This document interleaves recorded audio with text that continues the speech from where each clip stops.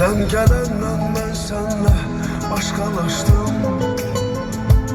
Senle büyüdüm, senle uşaqlaştım. Senin sevgini yaşayandan sonra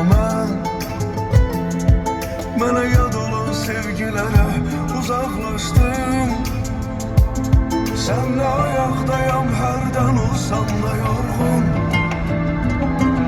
Sen varsansa mən görünmərəm solğun. Oğlum, hayatımda yaşadığım en ülvi duyğum. Oğlum, varlığınla sevinçten gözlerim dolğun. Oğlum,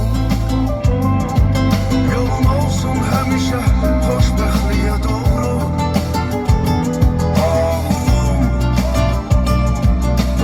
Seninle hiç neden yok korkum.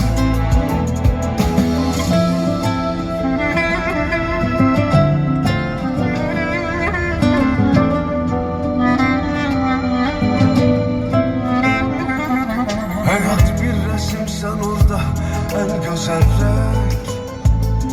Hayat verdin bize, bulsaç ömrümüze. Senle ayaktayam, hərdən olsam da yorğun. Sen varsansa mən görünmərəm solğun.